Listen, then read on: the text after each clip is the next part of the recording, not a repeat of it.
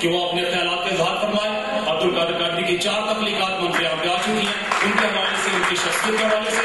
اور یاد رہے کہ اس کے بعد دوسرا دور محفل موسیقی کا دور ہے, جس میں شاعر فطرت عبد القادر قادری کا منتخب کلام پیش کیا جائے گا بآواز علی رضا شاہ صاحب. جناب میں گزارش کروں گا ماسٹر طاہر نواز صاحب. اعوذ باللہ من الشیطان الرجیم, بسم اللہ الرحمن الرحیم, نحمدہ و نصلی علی رسولہ الکریم. Reverend, honorable and respectable chief guests and other audience, السلام علیکم. میں آپ سے کچھ چند گزارشات کروں گا. نہ تو میرا مقصد سیلف ایڈورٹائزمنٹ ہوگا اور نہ ہی بیاؤنڈ دا ورڈز ہوگا. Words need something. Nothing is beyond the words. I come to my own. 20ویں صدی کے آخری ربع کے بھی 11 سال بیت چکے تھے. 20ویں صدی کے آخری ربع کے بھی 11 سال بیت چکے تھے جب میں بسلسلہ قصب معاش دینا آیا. چونکہ دینا میں نوارد تھا, سوائے چند دوستوں کے شناسائی بہت کم تھی, اور انہی چند دوستوں کی یہاں تک کی علمی اور عربی سرگرمیاں محدود تھیں. 4 مصرع لکھنے اور سننے سنانے والے احباب سے بھی کبھی ملاقات ہو جاتی تھی. 4 مصرے کی شاعری ہی ان دنوں علم و ادب کی ایک حد سمجھی جاتی تھی. کنویں کے مینڈک کے لیے کنویں کی حدیں آپ سے بڑھ کر کوئی یاد مقرر نہ ہو سکتی تھی, اور میں بھی اس میں پھنسا ہوا تھا. محدود حلقہ احباب میں یہاں تشریف رکھتے ہیں جناب چودھری عبد القیوم انجم, جناب عزت مآب عبد شکور صاحب موجود تھے, اور انہی کی وساطت سے میری ملاقات جناب عبد القادر قادری صاحب سے ہوئی. تعارف و سلام دعا کے بعد نشست ہوئی. میں نے اپنا لکھا ہوا ایک 4 مصرع جناب عزت مآب عبد القادر قادری صاحب کو سنایا اور اصرار کیا کہ وہ بھی 4 مصرع سنائے, تو انہوں نے سنایا. جناب عبد القادر قادری صاحب نہ صرف اردو کے شاعر ہیں بلکہ جناب عزت مآب پنجابی, پٹھواری, اردو اور فارسی کے شاعر ہیں, بہت بڑے شاعر ہیں. تو انہوں نے ایک مصرع مجھے سنایا. It was 1986 at that time when I came here.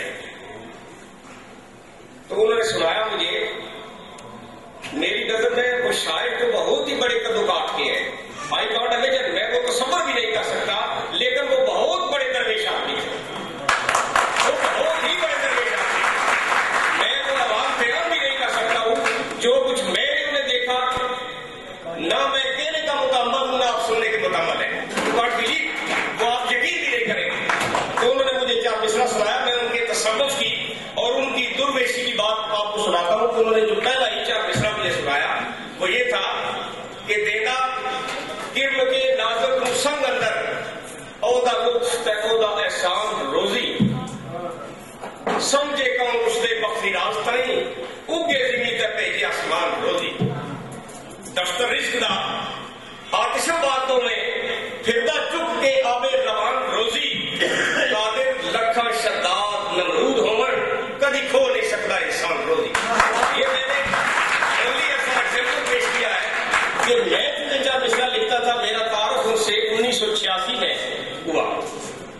4 مصرع سن کر مجھے اپنی پستی اور قادر صاحب کی بلندی کے خیالات کا موازنہ یاد آیا اور میں گم ہو کر بیٹھ گیا.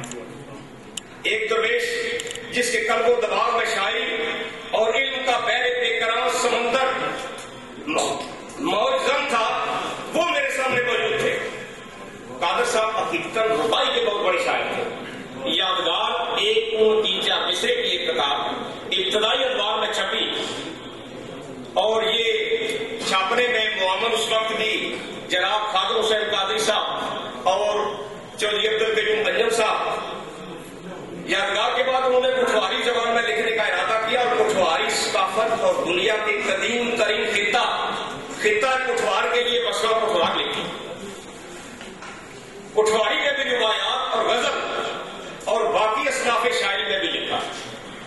اردو میں ربائی تو پہلے بھی شعراء نے لکھی، لکھتے رہے گے، لکھیں گے، لیکن میں نے پٹھواری میں ربائی کا نام تک نہیں سنا. یہ چار مصرے کو بھی ربائی کہتے ہیں. ساڑھے تتھے سے پٹھواری ربائی، ساڑھے تتھے سے کٹھے کوڑے لسیاں، تس جائیں بھی کریاسو تری کا رسیاں، باروں تس کچھ ہور اندروں کچھ ہور ہیاں تے نہ بڑھے اپنی دسو کسی.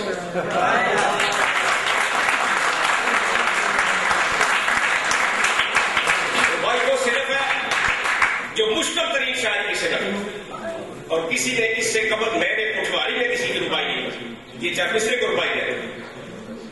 سٹی کے پرا جھوٹا میڑے اللہ، سٹی کے پرا جھوٹا میڑے اللہ، انہوں نے خجلے اوپر پھر گلا، جنہ کی چونی کے اس بنانے بڑے، پھر لانے تو ساڑیاں بھی پٹھیاں کھلا. اگر وقت اجازت دے تو میں ایک پٹھواری کی غزل نظر کر سکتا ہوں. غزل پٹھواری نہیں، اگر پٹھواری نہ ہوئے، غزل و دان اچ کٹ ہوئے، ثقافت اچ کٹ ہوئے، میں سونے سامنے کا قادر صاحب اس دنیا میں موجود نہیں ہے، وہ مرغوب مفعول جا چکے ہیں. پیچھا صرف تے اپر جال شکاری نہ، پیچھے صرف تے اپر جال شکاری نہ، کیا فائدہ اونچی لمبی داری. جس نے پیچھے اس پہ ٹھلے گسنے کچھ پتا نہیں اس کی چمبی تاریخ.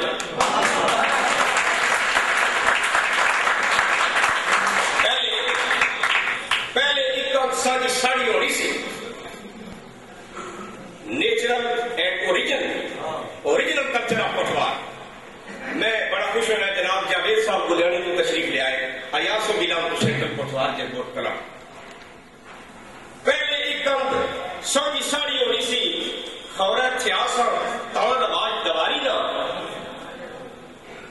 جتھے بابا کڑ سی چڑیاں پوہریاں، چھت کسے نہیں لے لیا اس پساری نہ.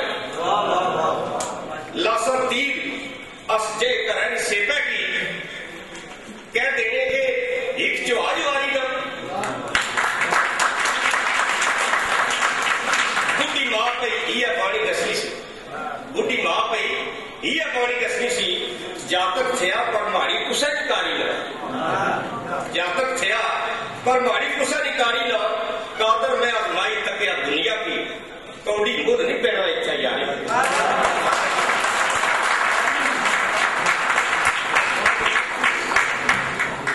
اردو شاعری کی کتاب شفق منظر عام پر آئی.